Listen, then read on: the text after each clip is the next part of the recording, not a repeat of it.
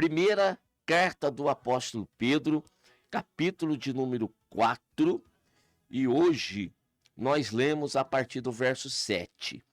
É o 7, 8 e 9. E o texto nos diz: já está próximo o fim de todas as coisas. Portanto, sede sóbrios e vigiai em oração. Mas, sobretudo, tende ardente caridade uns para com os outros, porque a caridade cobrirá a multidão de pecados. Sendo hospitaleiros uns para com os outros, sem murmurações. Daqui, nós temos estudado a carta do apóstolo Pedro e extraído aqui preciosas lições para a nossa vida cristã, para a nossa caminhada na face dessa terra, orientações preciosas mesmo. E agora o apóstolo Pedro, ele, depois de ter tratado assuntos aí do relacionamento, principalmente do homem para com o Senhor nosso Deus, também existe a preocupação de um relacionamento agora entre os próprios irmãos também, e ele vai discorrer sobre isto.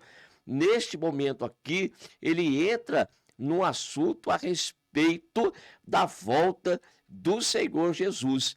Já está próximo o fim de todas as coisas. É o primeiro ponto da mensagem nesta manhã com vocês. É um texto que está de acordo, evidentemente, com os estudos do Senhor Jesus Cristo, quando lá no capítulo de número 24 de Mateus, registrado aí por Mateus, Jesus, ele já alertava aquele grupo de pessoas a respeito da vinda do Filho do Homem. Quando aconteceria isto? Era uma pergunta que os discípulos fizeram para o Senhor Jesus. E então, o Senhor, ele discorre no capítulo 24 sobre alguns temas e dizendo, olha só, a respeito de alguns sinais que estariam acontecendo no mundo, e daí no verso 33, então diz igualmente, quando virdes todas estas coisas, sabei que ele está próximo às portas, tá bom? Às portas. E o Senhor diz que o céu e a terra passarão, mas as suas palavras não haviam de passar. E realmente, tudo que está escrito, ele teria o seu cabal cumprimento. Porém, daquele dia e hora ninguém sabe, nem os anjos dos céus, nem o Filho, mas unicamente meu Pai. E como foi nos dias de Noé, assim também será a vinda do Filho do Homem. Porquanto, assim como nos dias anteriores ao dilúvio, comiam, bebiam, casavam e davam-se em casamento até o dia em que Noé entrou na arca. E não o perceberam até que veio o dilúvio e os levou a todos. Assim será também a vinda do Filho do Homem. Ora, já tenho dito para vocês que quando ocorrem algumas coisas sobre a face da terra, alguns sinais de forma extraordinárias, aí até surgem muitas profecias em nosso meio, alertando o povo a respeito da proximidade da manifestação do Filho de Deus, ou seja, o último dia. Aí causa aquele alvoroço. Mas, quando nós olhamos para o texto sagrado, nós vamos ver Jesus, ele nos exortando, chamando-nos atenção para um detalhe interessante. O dia da sua vinda será um dia normal, em que muitos, como na época de Noé, Noé passa todos aqueles anos ali construindo a arca, e na construção, na edificação da arca, estava a pregação, estava o anúncio da destruição e também a demonstração da graça do nosso Deus, da oportunidade, da salvação daquele iminente perigo. No entanto, aqueles homens não deram crédito e de repente as coisas correram normal, tudo estava normal, até que Noé entrou na arca e fechou a porta, né? Aí Deus lacra essa porta pelo lado de fora e daí então começa a chover. Bem, é dia comum. Vão estar comendo, vão estar bebendo, vão estar comprando, vão estar vendendo, casando e dando-se em casamento. Por isso que o texto bíblico, ele está nos exortando à vigilância. Tome cuidado da tua coroa, cuide dela, para que ninguém tome. Então, o Senhor Jesus, ele nos alcançou naquele primeiro estado lastimável em que nós nos encontrávamos e nos trouxe para a sua preciosa presença. Agora, cabe a cada um de nós tomar conta desse bem tão precioso que é a vida eterna, usufruir, vigiar, para que nós não venhamos nos identificar com o mundo, mas sim ter a identificação com Cristo Jesus, nosso Senhor. E a principal identificação com Cristo é na sua morte, no sepultamento, no que diz respeito a morrer para o mundo, morrer para esta vida terrena e estar totalmente voltado para o Senhor Deus, cuidando a cada dia, pois a última trombeta vai soar. E quando a última trombeta soar, é como que na época de Noé, em que a porta da arca foi fechada. Ou seja, o tempo da pregação acabou, o tempo da oportunidade se findou. Agora, quem creu, creu. E quem não creu, não mais dá tempo. Agora cessou. Então o apóstolo Pedro está dizendo aqui: está próximo o fim de todas as coisas. Ora, se na época do apóstolo Pedro ele já se expressava dessa forma, dizendo que está próximo ao fim das coisas, e para nós hoje, meus irmãos, falta muito tempo para que as profecias se cumpram. Nós estamos, irmãos, perto da volta, muito perto da volta do Senhor Jesus.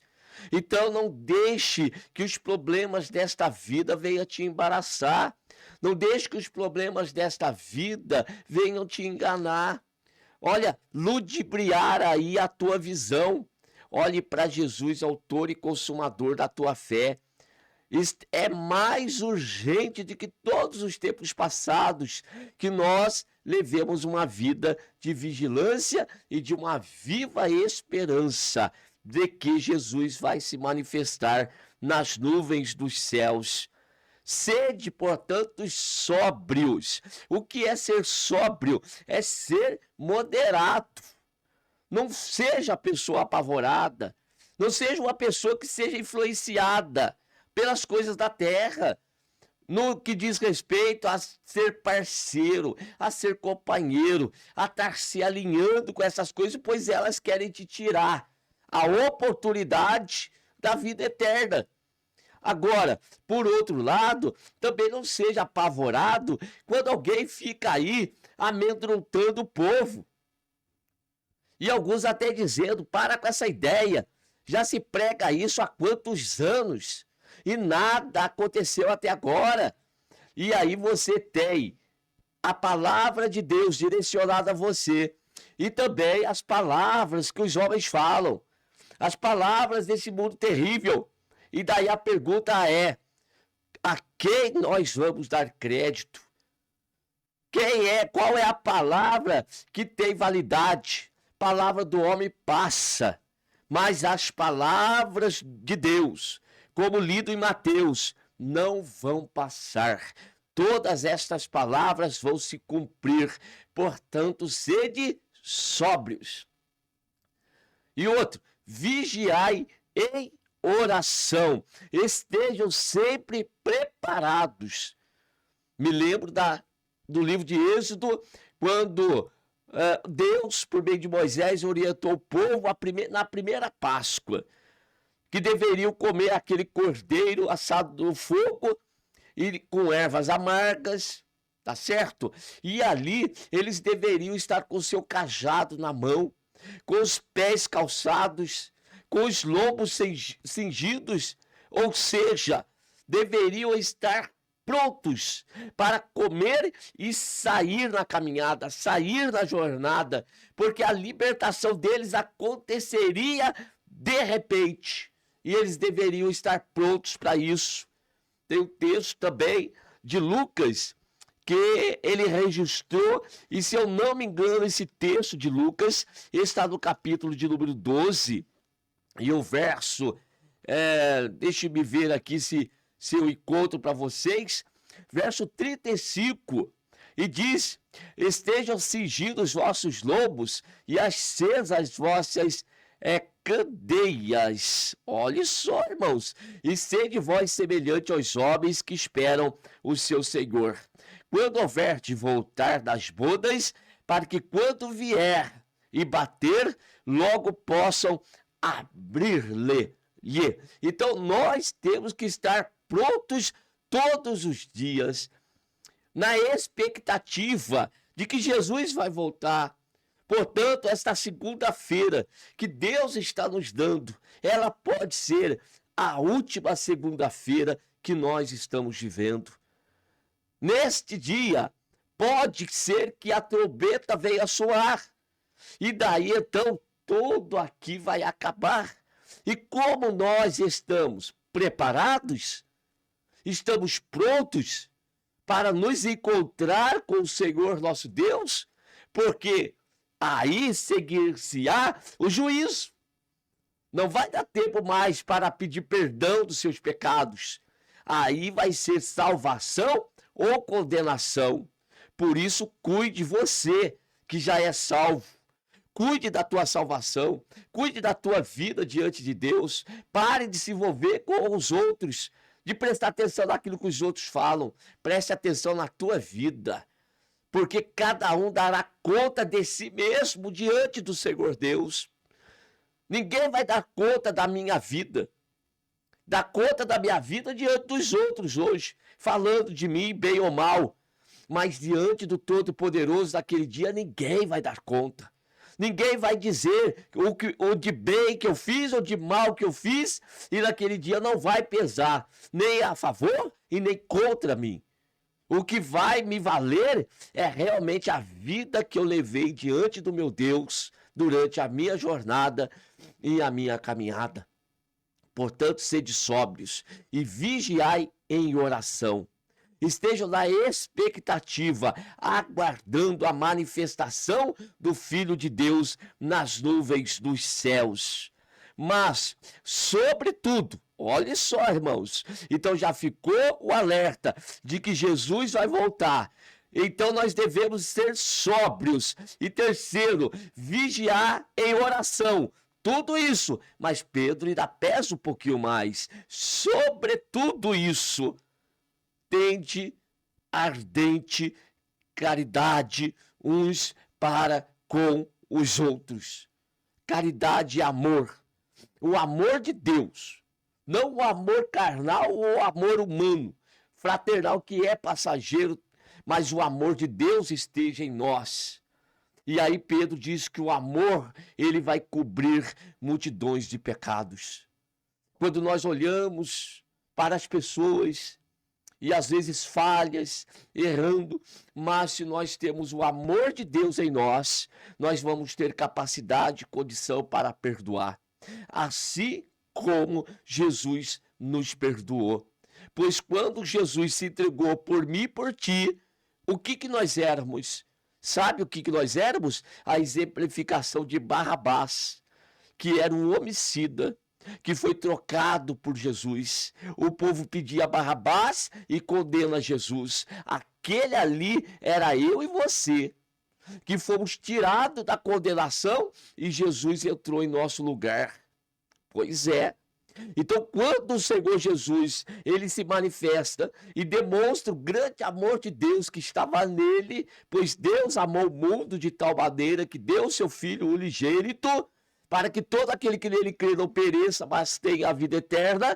Então, Jesus é a demonstração viva do amor de Deus, e quando ele nos amou, nós éramos o quê? Pecadores, miseráveis, jogados às traças, isso que nós estávamos, nas sarjetas, no lago horrível, num charco de lodo, mas nos amou a si mesmo. E agora, eu que estou na presença de Deus, agora vivo bem, tenho paz no meu coração, não posso amar o meu irmão?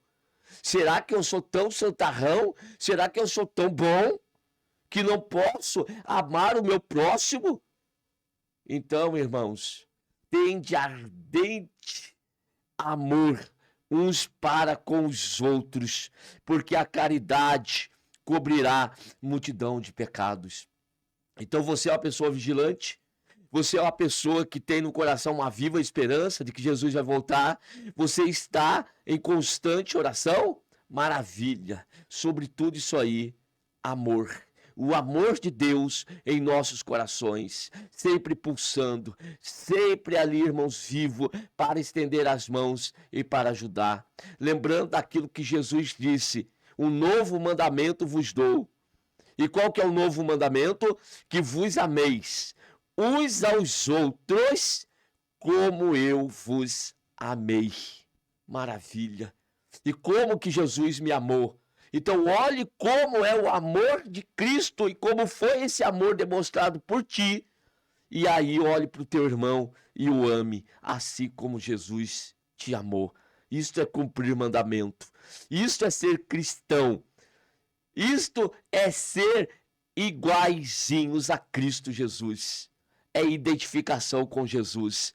E, por fim, sede hospitaleiros uns para com os outros, sem murmurações.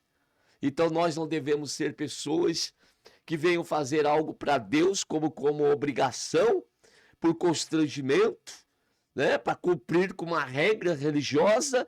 Não. Vamos ser hospitaleiros. Vamos sempre receber os nossos irmãos em nossa presença, em nossa casa, em nossas reuniões, em nossas, irmãos, ali a nossa união sempre. Não vamos reunir um em detrimento de outros. Todos devem participar. Vamos ser hospitaleiros. Jesus fez assim conosco, assim também devemos nos comportar em relação aos nossos irmãos. E fazendo isto, nós estamos então alimentando a viva esperança que existe no nosso coração, de que todos nós um dia vamos estar com Jesus nos céus de glória, para todos sempre estar com Ele. E daí as diferenças, os problemas, as dificuldades não mais existirão, pois isto pertence a essa terra, a esta vida carnal. Naquele dia nós teremos os nossos corpos transformados e daí seremos assim como o nosso Jesus é, plenamente.